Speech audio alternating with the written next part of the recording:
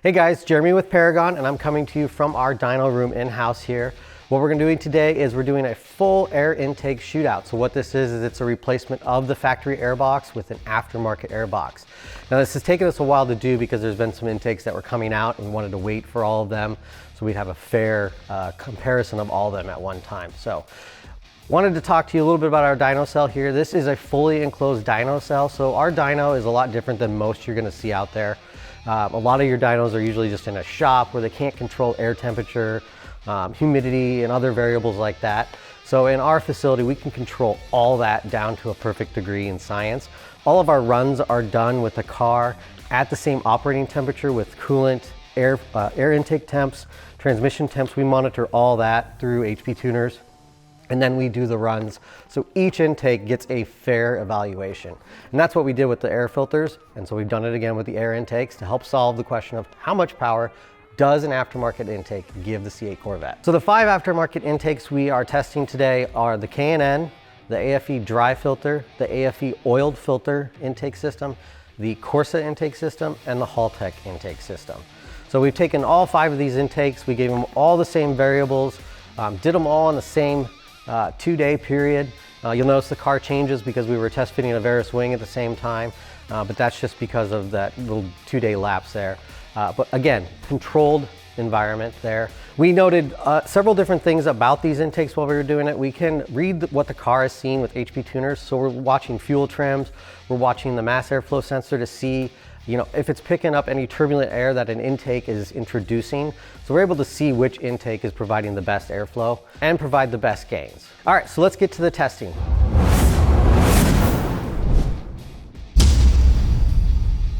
All right, so first up on our intakes, we're gonna go from least expensive to most expensive. And first up, we have the K&N intake.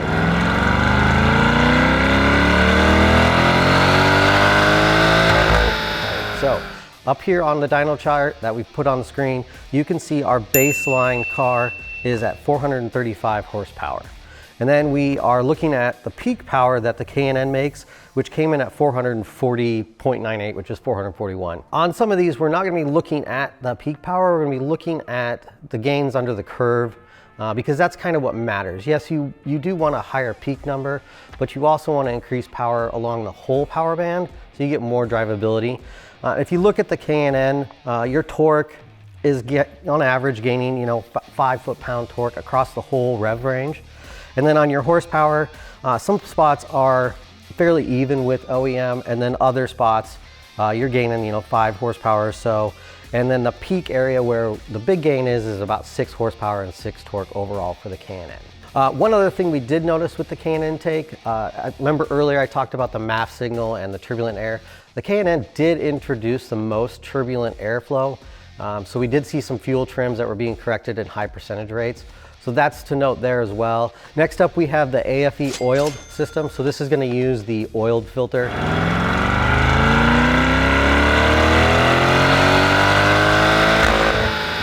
Again, we have our baseline at the 435, and then we have a max power for this one at 440.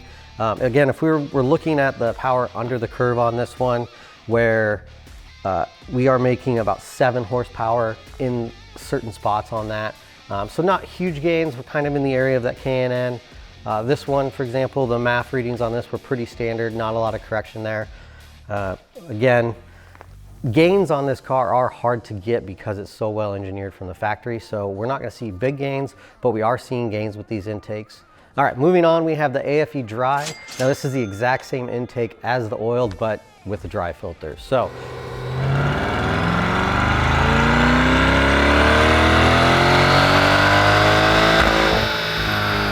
one thing we saw really interesting and why we love doing these is if you look at this dyno graph here, the torque is gaining 10 foot-pounds pretty much all the way across, 9 to be exact. And then again, looking at that horsepower curve as it ramps up, we're starting to see small gains in the lower RPM, and as we get higher up in the RPM range, we're getting to pretty much a solid 10 horsepower across, from 4,500 or 5,000 up to the red line there. Pretty interesting to see 10 horsepower, 10 torque, going to just dry filters on that same intake. All right, moving on, we have second to last intake, which is the Haltech intake. Now this one uses their Attack Blue air filter.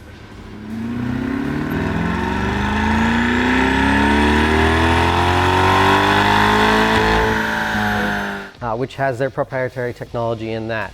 One thing to note here, this had the best MAF readings as far as fuel trims being adjusted. It really didn't do any. The airflow coming through that mass airflow is straight solid. Like, they have, the way they've designed that is perfect. The car loves it. It doesn't interfere with anything. So that's something to think about. One big thing to note here, it didn't make huge gains along the whole rev range.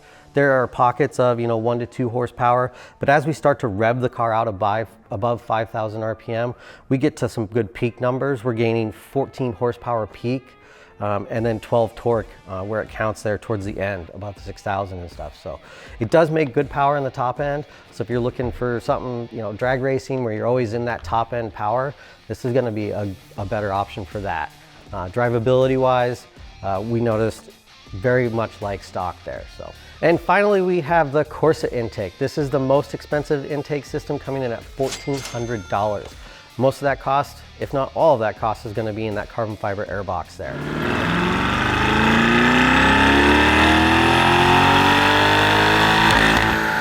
Looking at the dyno chart here, we see that gains are pretty similar to OEM as far as most of the rev range goes. We're seeing small pickups in torque, starting at the 2,000, 2,500 mark. And then as we get into above 5,000, we start to see our horsepower gains. And as in previous dyno charts, I've kind of picked the area where the biggest gain for horsepower is. And that's right around the 6,200 mark, where we're gaining 17 horsepower and 15 foot-pounds of torque. So it is the most expensive. It does have the most gains, but for the price, you kind of got to weigh that out and see what you want to do for yourself. All right, that is our intake shootout. So if we get any more intakes in the future, we will try to add that data to our blog, to our website in some fashion. But right now, these are the 5 to work with and the 5 out there on the market that we're aware of. For us, there's only 3 options to really pick from. One is gonna be obviously the Corsa with the most gains. 2 is gonna be the Afe Dry intake system. And then 3rd is gonna be the Haltech, which would be kind of our main choice on that. Reason for that being is it does the best with the fuel trims. And if you're gonna start adding other parts to your car, like exhaust, headers, things of that nature, you're gonna wanna make sure you have a good base. So making sure that airflow coming in straight is correct. Second's gonna be the Corsa, from a power standpoint, that'd probably be where I'd go second. And 3rd would be the Afe if you're looking for a little bit of carbon fiber and a different look. So be sure to hit our website, check out all those intakes. We do stock them here. Don't forget to like, subscribe, and hit the bell to get notifications for new videos from us. Take it easy, guys.